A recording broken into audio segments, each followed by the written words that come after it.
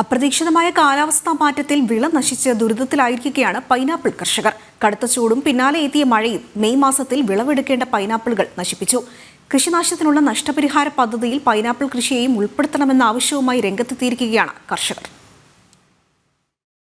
ഇതോടകം വിപണിയിലെത്തേണ്ട കൈതച്ചക്കകളാണ് ഇങ്ങനെ കൃഷിയിടത്തിൽ തന്നെ നശിച്ചു പോയിരിക്കുന്നത്.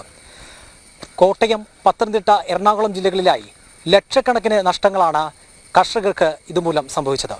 മിതമായ മഴയിൽ ഈ വേനൽക്കാലത്ത് നല്ല ചൂടിൽ നിന്ന ഈ ചെടിയിലേക്ക് വളരെ പിടിയുന്ന 10 ദിവസത്തെ തുടർച്ചയായ മഴയിൽ വെള്ളം കയറി വിൽക്കാൻ പറ്റാത്ത സാഹചര്യം സംഭവിച്ചാണിത്. ഇത് മാർക്കറ്റിലേക്ക് നമുക്ക് വിടാൻ പറ്റത്തില്ല. കാരണം ഇത് മുറിച്ച് കഴിയുമ്പോഴത്തെ അവസ്ഥ ഇതാണ്. ഇതിൻ്റെ അകം കണ്ടോ, വെള്ളം കയറി ചീഞ്ഞു പോയ ഒരവസ്ഥയാണ് നിലവിലുള്ളത്. ഇത് ഒരു ചക്ക മാത്രമല്ല, ഏത് ചക്ക മുറിച്ചാലും ഇത് തന്നെയായിരിക്കും അവസ്ഥ. ഇതന്നെ, ഇതെല്ലാം അത് തന്നെയാണ് അവസ്ഥ. വെള്ളം ഇങ്ങനെ ഒഴുകിക്കൊണ്ടിരിക്കും മുറിച്ച് കഴിഞ്ഞാൽ.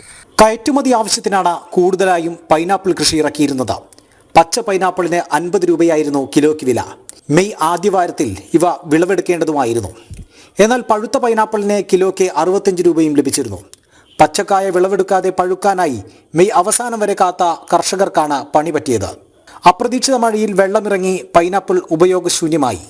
ബേസിക്കായിട്ട് സംഭവിച്ചതെന്ന് വെച്ച് കഴിഞ്ഞാൽ മെയ് മാസത്തിലുണ്ടായ അതിശക്തമായ മഴ. കാരണം മെയ്യിൽ ആദ്യം ഒരു 40 ഡിഗ്രി ഫീൽ ചെയ്യുന്ന ടെമ്പറേച്ചറാണ് ഇവിടെ ഉള്ളത്. അതിനുശേഷം 10-15 ദിവസത്തേക്ക് തുടർച്ചയായിട്ട് മഴ പെയ്തു. തുടർച്ചയായിട്ടേക്ക് മഴ പെയ്തപ്പോൾ ഇതിൻ്റെ അകത്ത് വെള്ളം കയറാമെന്ന് വെച്ചാൽ ഈ വെള്ളപ്പൊക്കത്തെ വെള്ളം കയറിയതല്ല, നമ്മൾ വരിക്കച്ചക്കകത്തൊക്കെ വെള്ളം കയറുന്നൊരവസ്ഥയില്ലേ, അതേപോലെ ഫ്രൂട്ട് വെള്ളം വലിച്ചെടുത്തു. കാരണം അതുവരെ ഡ്രൈ ആയിരുന്ന ഷെല്ലിന് ഇഷ്ടംപോലെ വെള്ളം കിട്ടിയപ്പോൾ അത് കൂളായിട്ട് വലിച്ചു കയറ്റിൻ്റെ അകത്തേക്ക് അത് വെള്ളം കുടിച്ച് കഴിച്ചാൽ നമുക്ക് മാർക്കറ്റ് ചെയ്യാൻ പറ്റാത്തൊരവസ്ഥ. നിലവിൽ പൈനാപ്പിളിനെ നഷ്ടപരിഹാരം നൽകുന്ന വിളകളിൽ ഉൾപ്പെടുത്തിയിട്ടില്ല. ലക്ഷങ്ങളുടെ നഷ്ടം നേരിട്ടിരിക്കെ നഷ്ടപരിഹാരം നൽകണമെന്നാണ് കർഷകരുടെ ആവശ്യം. അല്ല, ഇത് ശരിക്കും പറഞ്ഞാൽ ഉൾപ്പെടുത്തേണ്ട ഒരു കാര്യമാണ്. ഇത് ക്ലൈമറ്റ് ചേഞ്ചിൽ സംഭവിച്ച ഒരു കാര്യമാണ്, അല്ലാതെ നമുക്ക് ഒരു കൃഷിക്കാരൻ്റെ ദൂഷ്യം കൊണ്ട് സംഭവിച്ച കാര്യമല്ല. എറണാകുളം, കോട്ടയം, പത്തനംതിട്ട ജില്ലകളിലാണ് പൈനാപ്പിൾ കൃഷി വ്യാപകമായിട്ടുള്ളത്.